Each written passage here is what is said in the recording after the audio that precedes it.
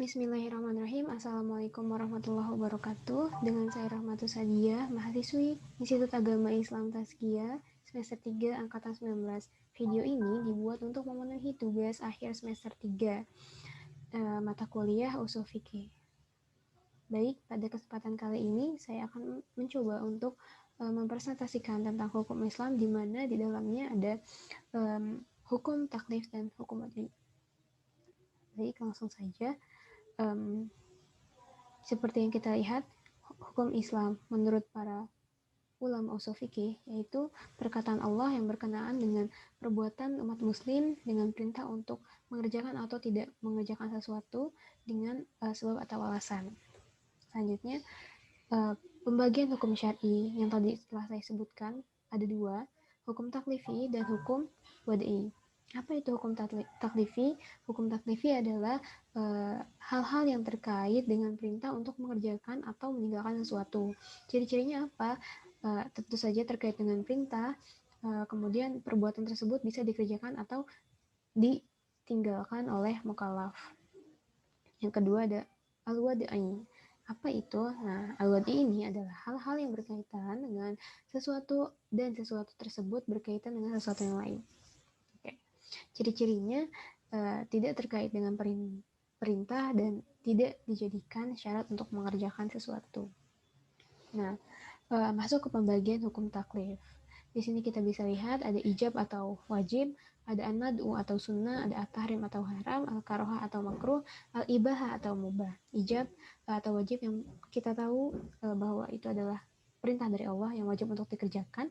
An-nad'u sunnah, apabila dikerjakan mendapat pahala dan tidak dikerjakan pun tidak apa-apa. Tahrim atau haram tentu saja larangan dari Allah Subhanahu wa taala untuk tidak melakukan perbuatan tersebut. Al-karohah atau makruh, perintah dari Allah untuk berhenti mengerjakan sesuatu dengan cara menyarankan untuk berhenti melakukan tersebut. Nah, tapi tidak dengan paksaan. Dalam arti lain, lebih baik ditinggalkan. Seperti itu. Dan yang terakhir atau al-ibahah atau mubah, itu kebebasan atau diperbolehkan selama masih dalam jalur syar'i.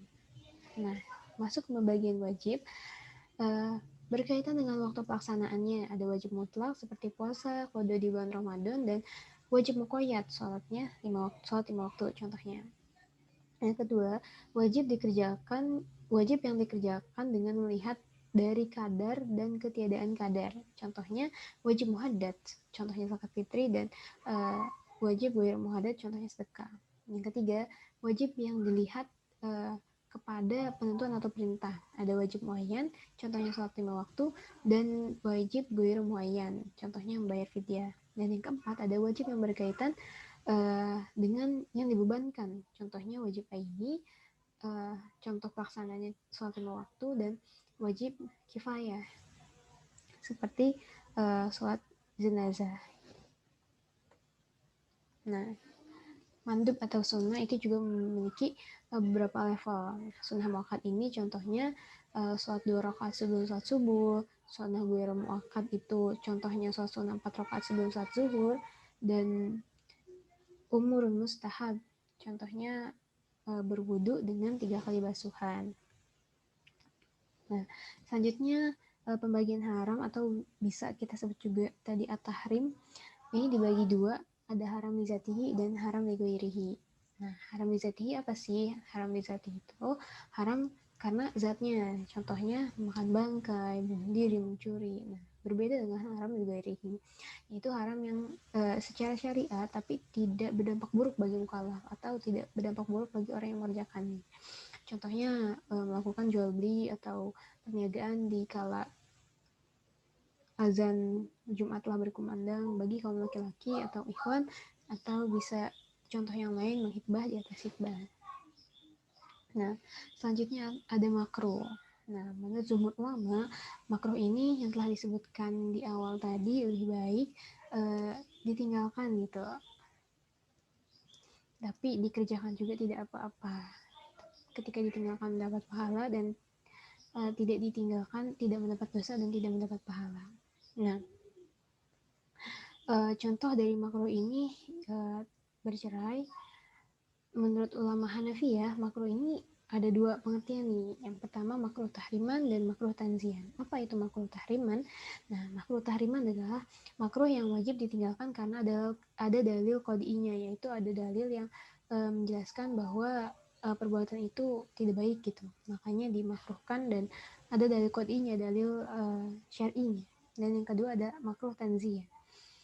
Apa itu? Nah, makruh tanzihan ini hal-hal yang lebih baik ditinggalkan namun tidak wajib karena ada dalil zoninya. Nah, dalil zoni ini berbeda dengan dalil qot'i. Dalil zoni ini masih perlu dikaji atau belum sepaten dalil qot'i.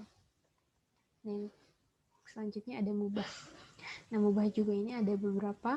Yang pertama, redaksi dari Allah tentang kehalalan suatu perkara, contohnya kehalalan makanan.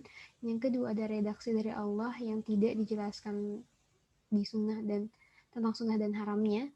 Yang ketiga ada sesuatu yang mubah dengan redaksi perintah. Yang keempat ada istishab. Apa itu? Nah, segala sesuatu yang diperbolehkan selama tidak ada larangan terhadap sesuatu tersebut. Kemudian masuk ke hukum wad'i. Nah, ada sebabnya. Sebabnya itu sesuatu yang dibuat oleh Allah yang dijelaskan menghukumi suatu hukum syar'i, itu yang tadi kita bacakan di awal. Pembagiannya yang pertama bisa dikerjakan dan tidak bisa dikerjakan. Nah, bisa dikerjakan ini contohnya ketika sudah nampak hilal maka sudah dibolehkan puasa. Nah, pembagian yang kedua yaitu contohnya yang bisa dikendalikan oleh manusia. Ketika orang berpuasa di bulan Ramadan dan melakukan safar, maka diperbolehkan untuk berbuka puasa dengan syarat dan ketentuan tertentu. Yang kedua, sebab yang berkaitan dengan ilah, yaitu hal-hal yang ditentukan oleh Allah yang bisa diterima oleh akal manusia. Contohnya, larangan untuk minuman khamar. Kenapa? Karena khamar itu kan memabukkan. Itu. Yang selanjutnya ada mani'. Nah, mani ini merupakan sesuatu yang sudah diatur oleh Allah yang berkaitan dengan ada atau tidak adanya hukum. Nah, jika muncul mani, maka hukum tersebut hilang. Contohnya, pembagian pertama, mani hukum, yaitu hukum yang bisa membatalkan hukum yang lain. Contohnya, sholat itu kan wajib. Namun, ketika seorang perempuan haid, maka hukum tersebut menjadi haram gitu, tidak diperbolehkan. Yang kedua ada mani sabab.